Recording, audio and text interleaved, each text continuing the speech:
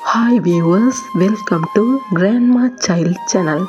அனைவருக்கும் எனது அன்பான வணக்கங்கள்.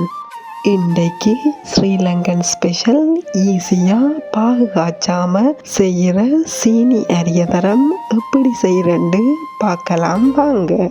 ஃபஸ்ட்டுக்கு அரியதரத்துக்கு தேவையான அரிசியை ஊற வச்சு எடுத்துக்கொள்ள வேணும்.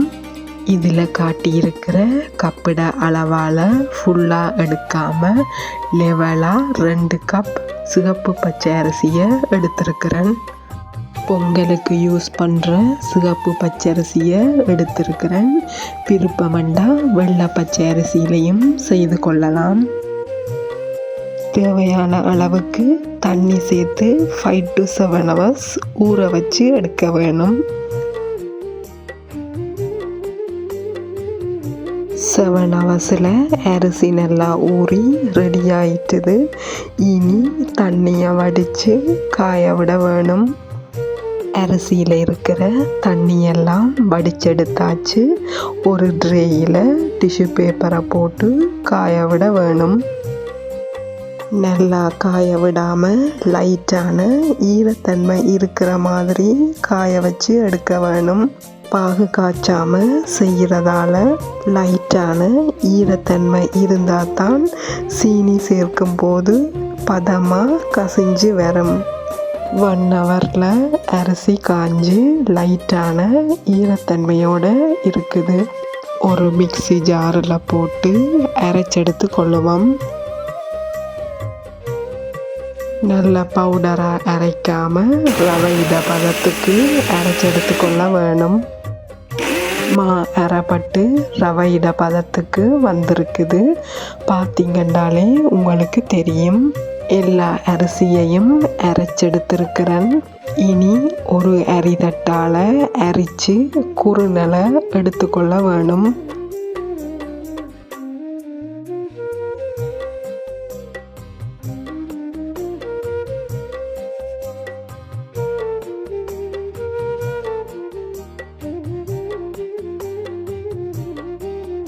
அதே போல் எல்லா மாவையும் அரைச்சி குறுநலை எடுத்திருக்கிறேன். நல்ல பவுடராக அரைச்செடுத்த மாவையும் எடுத்து வச்சிருக்கிறேன். அரிசியை அளந்தெடுத்த அதே கப்பைத்தான் எல்லா மெஷர்மெண்ட்டுக்கும் யூஸ் பண்ணிக்கொள்ள வேணும்.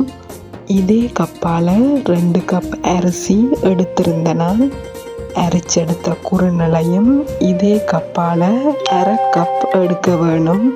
இனி ஏற்கனவே அரைச்செடுத்த குறுநலை திருப்பி அரைச்சி எடுத்து அதில் வர்ற குறுநலில் சின்னதாக இருக்கிற குறுநலை செப்பரேட்டாக எடுத்துக்கொள்கிறேன்.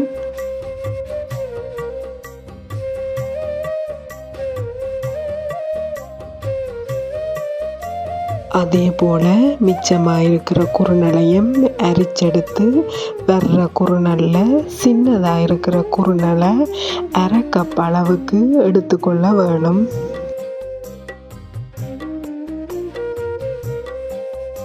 சரியா இந்த கப்பிட 1/2 கப் அளவுக்கு சின்னதாக இருக்கிற குறுநலை எடுத்திருக்கிறேன். அரைச்சி மிச்சமாக இருக்கிற பெரிய குறுநலை மிக்சியில் போட்டு நல்ல பவுடராக அரைச்செடுத்து கொள்ளுவோம்.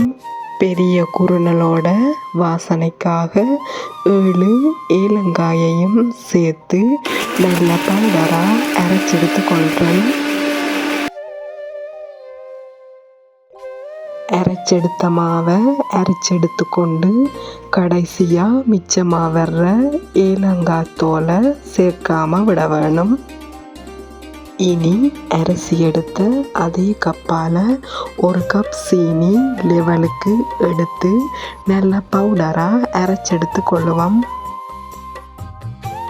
சீனியை பவுடராக அரைச்செடுத்தாச்சு. பலகாரத்துக்குரிய மாக்கலவையை ரெடி பண்ணி கொள்ளலாம். ஆல்ரெடி அரைச்செடுத்த மாவோட பவுடராக்கின சீனியையும் 1/2 கப் அளவுக்கு எடுத்த சின்ன குறுநலையும் சேர்த்து கொள்கிறேன். எல்லாத்தையும் நல்லா மிக்ஸ் பண்ணி விட்டு கொண்டு தண்ணி எதுவும் சேர்க்காம நல்லா பிணைஞ்சு எடுக்க வேணும்.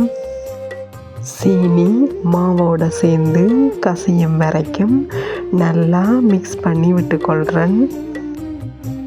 நான் ஒரு 10 மினிட்ஸாக நல்லா எல்லாத்தையும் மிக்ஸ் பண்ணி விட்டு கொண்டிருக்கிறேன். சீனி ஓரளவுக்கு கசிஞ்சு மாவோடு சேர்ந்துருக்குது. இனி 1 ஹவருக்கு ஒரு மூடியால் மூடி சீனி கசிஞ்சு மாவோடு சேர்ந்து செட் ஆகும் வரைக்கும் வச்சுக்கொள்ளுவோம். 1 ஹவரில் மா நல்லா செட் ஆகி பலகாரத்துக்குரிய பதத்தில் ரெடியாகி இருக்குது. கையில் எடுத்து பிடிச்சு பார்த்தா பலகாரத்தை உருட்டக்கூடிய பதத்தில் வந்திருக்குது. பார்த்தாலே உங்களுக்கு தெரியும். இனி பலகாரத்தை உருட்டி எடுத்து பொரிச்சு கொள்ள வேணும். இதில் கொஞ்சம் தேங்காய் எண்ணெய் எடுத்து வச்சிருக்கிறேன்.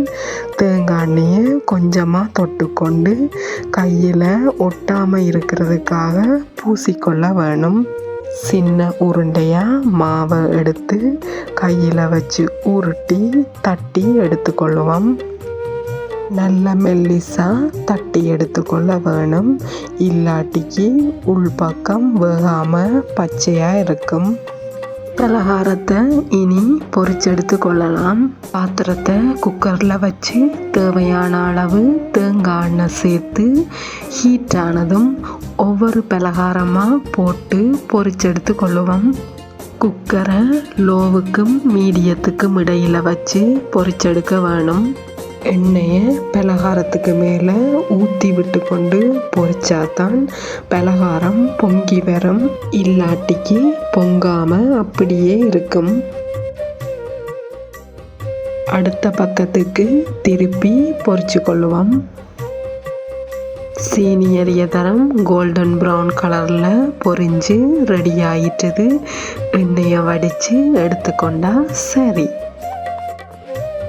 சிவப்பு பச்சை அரிசியில் செய்கிறபடியாக இந்த சீனி எரிய தரம் டார்க் கலரில் தான் வரும். பட் பாகு காய்ச்சாமல் ஈஸியாக இந்த மெத்தட்லேயே செய்து கொள்ளலாம். வாவ், சூப்பர் டேஸ்டியான ஈஸியான ஸ்ரீலங்கன் ஸ்பெஷல் சீனி எரிய தரம் ரெடி ஆயிட்டுது. ஈஸியான மெத்தடில் செய்யக்கூடிய இந்த அரிய தரத்தை நீங்களும் ட்ரை பண்ணி பார்த்துட்டு உங்களோட கமெண்ட்ஸை எனக்கு போட்டு விடுங்க வியூவர்ஸ். நன்றி, வணக்கம்.